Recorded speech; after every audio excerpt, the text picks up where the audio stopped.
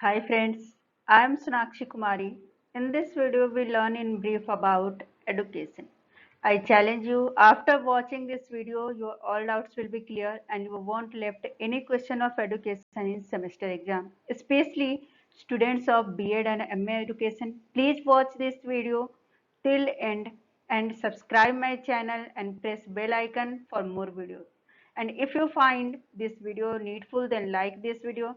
If you want video in Hindi or any particular topic, then please write in the comment box. Now we will discuss about what is education. Friends, it is indeed difficult to define education. There are various ways in which we can define education. Some of them are. The word education comes from the Latin word educare, mean to lead out.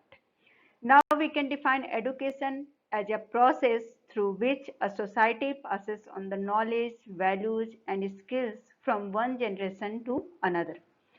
Education in broadest sense can be defined as an act or experience that has a formative effect on mind, character or physical ability of an individual.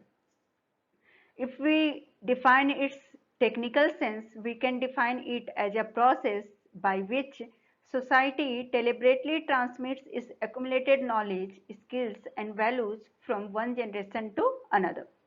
Now, educational method includes teaching, training, storytelling, discussion, and directed research. In simple way, if we define education, it is defined as preparing a person to face everyday life. Now come to know about the history of education. As education has vast history, but here we learnt about three main education systems. First, Vedic system of education. Second, Buddhist system of Hindu system of education. Third, Buddhist system of education. Now, Vedic system of education. In ancient India, education was imparted and passed on orally rather than in written form. During the Vedic period, from about 1500 BC to 600 BC, most education was based on the Ved. The main aim of education during that period, according to Veds, is liberation. Vedic system is the mirror of all the education system, and during Vedic system, education was a process that involved three steps. First was Shravan. It means the acquisition of knowledge by listening to the Shrutis. The second is Manan.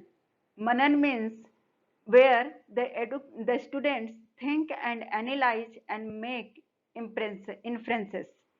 Third is Nidyasan. Nidyasan means the students apply the knowledge in their real life.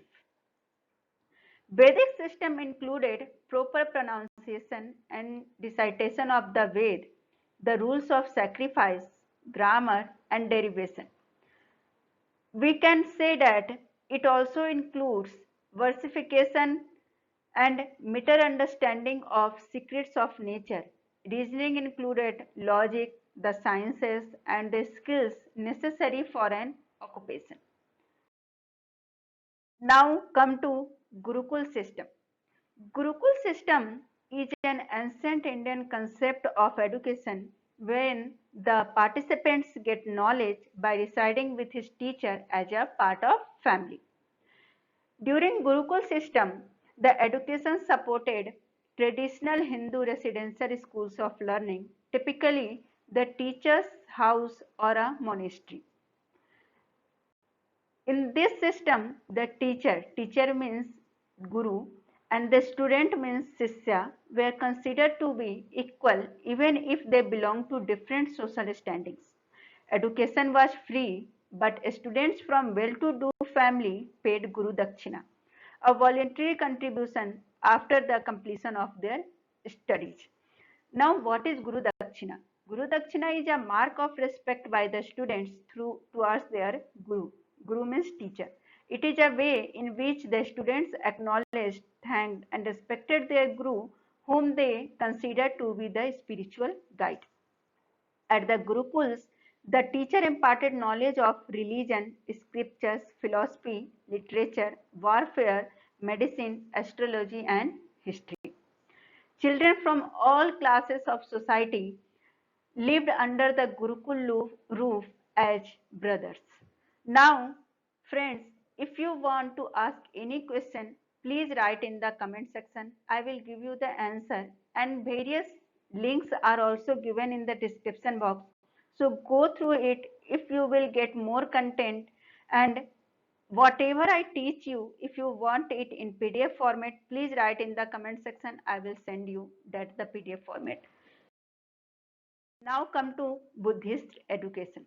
Buddhist system of education was mainly religious, and its aim was to help people in attaining arhatship or nirvana.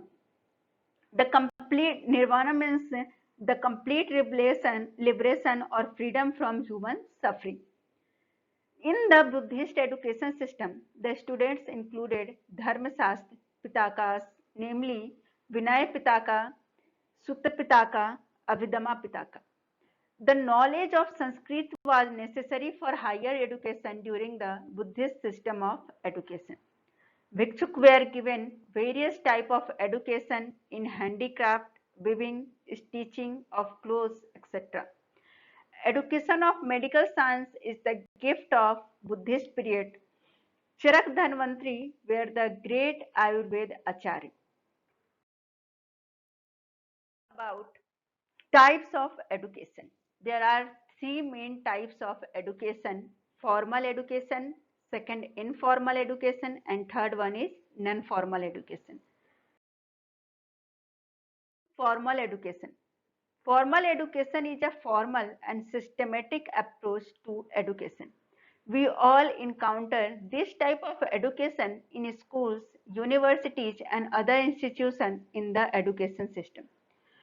Formal education has an end goal, means each educational institution has its own purpose. Education is received through direct instructions, tuitions, and schooling.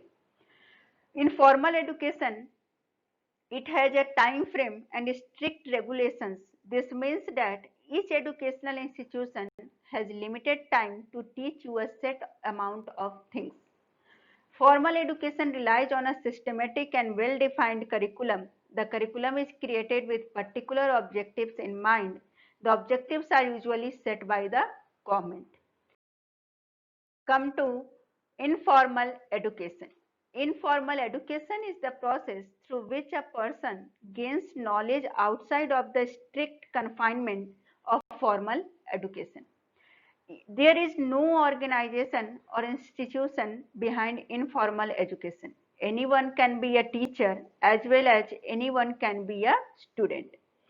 There are no strict regulations whatsoever, no timetable, no curriculums, no homework. Most of the learning happens through regular social interactions that are not confined to any set rules. It is spontaneous and incidental. It can happen anywhere and at any time. Usually no conscious effort is given there. Informal education example, a parent can use a real life situation to teach their child a lesson all in real time. Come to non-formal education. Non-formal education refers to educational practices that are not a part of the formal or informal education. To make it clear, any courses or programs that take place outside of schools, universities, and other educational institutions belongs to the realm of non-formal learning. Non-formal education can be full-time as well as a part-time. It can encourage discussion. Self-learning is also rewarded. Non-formal education helps people gain useful skills that they have not gotten a chance to learn through formal or informal education. Hope you all like this video. So please press on the like button and subscribe my channel so that you can get the notification about the more videos of related education and your courses. So thank you. Please stay connected with this tutorial. so that you can get more chance to study through this tutorial. Thanks a lot.